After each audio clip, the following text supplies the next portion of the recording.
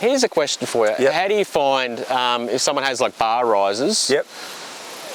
how do you find that changes body position and like, as you said, using your arms? Yeah, good question. So, I'm 6'3". People would assume I would run bar risers, and they would assume I'd run bar risers on a motocross bike or a Duro bike. I actually run a flat handlebar. So the taller you are, the lower you want the front, because what you're effectively doing is closing in your rider triangle.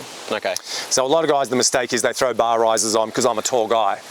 So the technique I show is you lower your body to the handlebars, right? So you're lowering your center of gravity.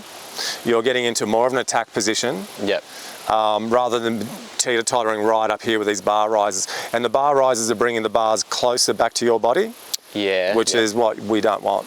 Okay. Yeah, so you want more reach. You want to have, you want more room on the bike. Roll your handlebars back down flat and you'll feel you're all squashed in here. If you just get them forward, you have more reach on the bike. So lower handlebars give you that. With the Harley, I played around with this thing for 2 months. I went to motocross handlebars. They were too low. Then I put a Harley Davidson riser on, which lifted them up so I could use the flat bar. I just couldn't get the right combo.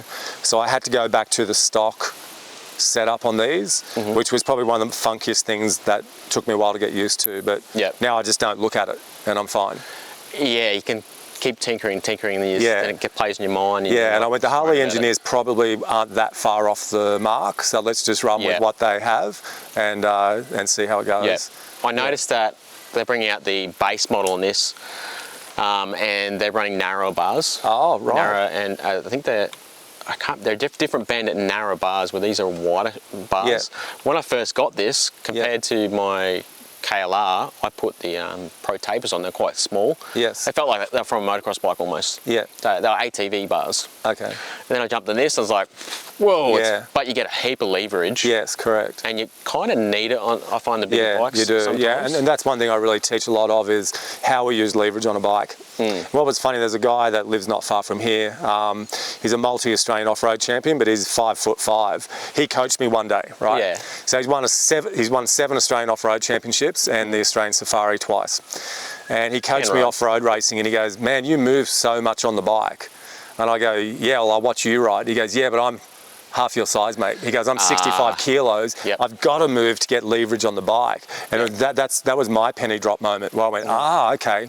So he said, watch Toby Price. He goes, Toby moves his body very little on the bike because he's a big dude. He's 100 kilos plus. He only has to move a leg a little bit to make the bike move differently. Okay. So yeah, leverage is a big thing, and handlebar width position is a big part of that. Because you probably tell me if I'm wrong, like I haven't had any training or anything like that, very basic stuff. You don't want to be moving side to side, do you? It's forward to back, is that right? Correct. Yeah, pretty much. Yeah. What you do is, you should always be leading with your head. Your head's always the thing and everything's moving below you. Yeah. So if you want to move the bike around, it's your upper body's you can push the bike side to side, and you're generating all that energy through your legs. So you're gripping the bike with the legs and moving the bike around with your arms, and your head stays focused where you're going. Okay. Yeah, and again, look at a horse rider. Horses are jiggling around and everything, but they maintain that head position. Yeah. You want the bike to work right, not yourself. Correct. In a lot of ways. Yeah, yeah. So that's a really good point. A lot of stuff I do is talking about I make the bike come to me. Yeah. Okay, so let's say some of these bumps here, instead of being reactive to that bump, my head stays level. I'm that loose in my upper body, the bike just moves up to me. Yeah, yeah. So in that range.